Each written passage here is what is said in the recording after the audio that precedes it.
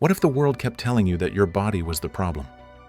Not just at the doctor's office, but at the movies, in dating apps, on airplanes, and even in your friendships? That's the reality millions of people live in.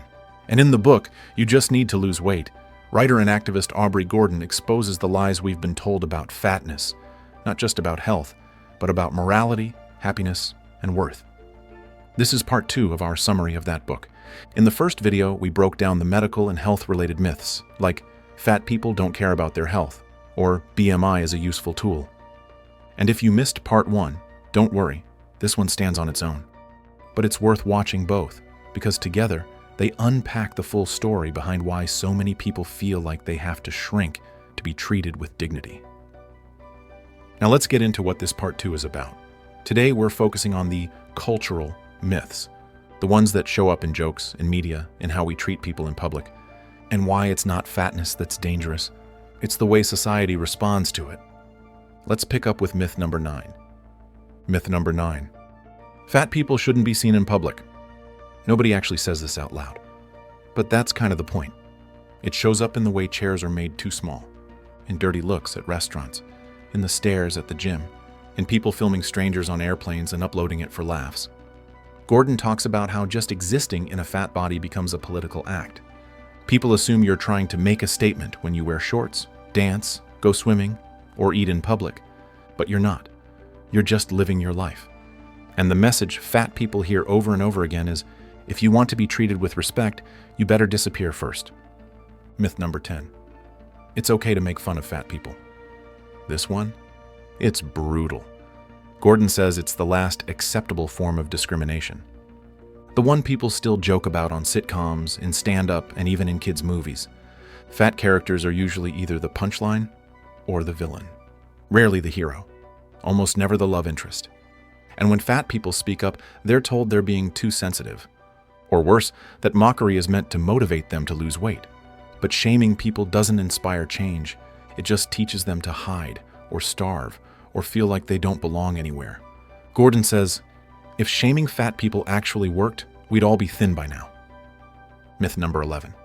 Weight loss is simple. We've all heard it. Eat less, move more. Calories in, calories out.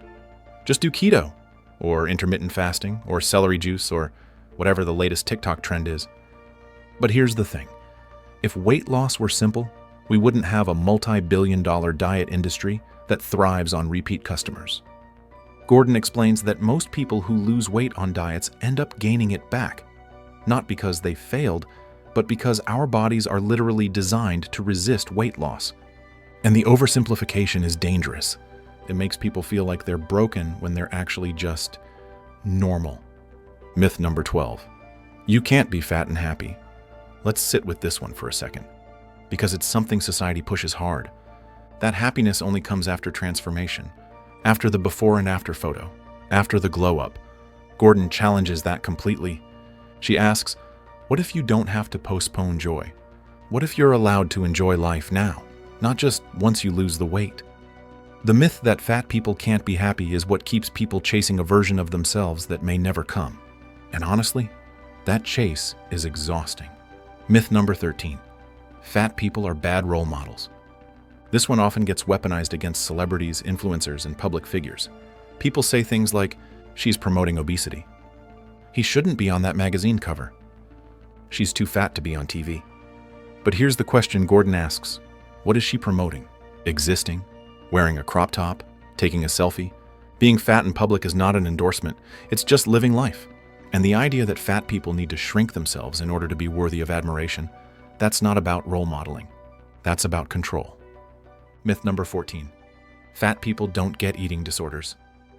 This one might surprise you, because eating disorders are often portrayed as something that only happens to very thin, young white women. But the reality? People of all sizes, races, genders, and ages develop disordered eating. In fact, many fat people who develop eating disorders are praised for it until they end up hospitalized, or worse. Gordon shares stories of people who were encouraged to keep restricting, keep over-exercising, keep losing, until their bodies started shutting down. This myth doesn't just erase suffering, it delays treatment, it costs lives. Myth number 15. Accepting fat people encourages obesity, Here's one that gets thrown around every time someone mentions body positivity. The fear that if we stop shaming people, they'll just let themselves go. But Gordon flips this on its head. She asks, when has shame ever created long-term positive change? When has hating yourself made you treat your body better? The truth is, people are more likely to make sustainable health choices when they feel supported and respected. Fat acceptance isn't about saying, don't care about health. It's saying, your health is yours, and your humanity doesn't depend on your weight. Myth number 16. Loving your body means letting yourself go. This one's tricky because it's often masked as tough love. People say things like, you can't love yourself and still be unhealthy. Or, if you really cared about yourself, you'd want to change. But Gordon argues that loving your body doesn't mean giving up. It means opting out of the war. It means refusing to treat your body like a problem to be solved. It means eating, moving, resting, and caring for yourself because you deserve to feel good, not because you're chasing a smaller size. Loving your body might be the most radical, resilient thing you can do in a culture that profits off your self-doubt. Myth number 17. Fat people are ruining the planet. Yes, this one actually comes up, and it's as absurd as it sounds. Some critics argue that fat people use more fuel, need bigger seats, consume more food, and therefore harm the environment. It's a modern remix of an ancient scapegoat. But Gordon cuts through the nonsense quickly. She points out that the real threats to the planet are systems of fossil fuels, corporate pollution, global overproduction, not individual body sizes. Fat people aren't the ones dumping plastic in the ocean or greenlighting oil pipelines. Blaming them is just a way to moralize body size and ignore real problems. Myth number 18.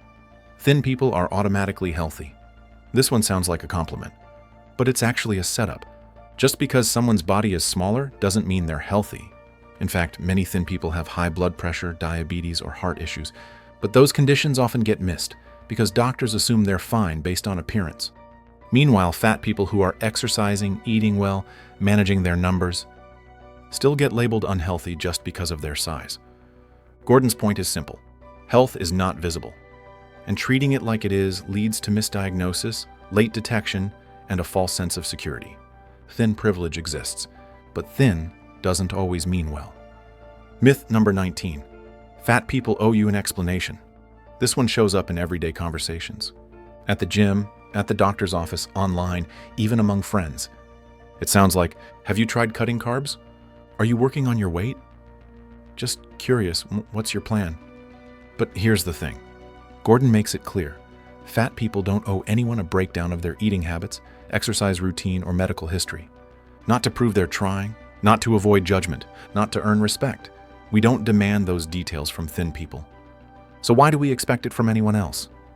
Autonomy means everyone gets to own their body and their choices without needing to justify them to others. So where does that leave us? At the end of the book, and after 19 myths shattered, Gordon doesn't hand us a list of tips or affirmations. She offers something much more radical. A question. What would it look like to stop measuring people's value by their weight? What would it mean to build a world where all bodies are treated with dignity? Where health is personal, not public performance? Where people aren't punished for being visible? Fat acceptance isn't the opposite of health. It's the beginning of something healthier, for all of us. It's the moment we stop asking, how do I fix my body? And start asking, who told me it was broken in the first place? So let's open it up. Have you ever believed one of these myths? Or maybe you've experienced them yourself. Drop your story in the comments. Let's talk about it. Because these conversations aren't just about fatness. They're about empathy, autonomy, and unlearning what we've been taught to fear. If this two-part summary helped you see things in a new light, hit like, share it with someone who needs it, and subscribe for more videos like this. And if you missed part 1, go watch that next, because the medical myths are just as important as the cultural ones. We'll see you in the next one.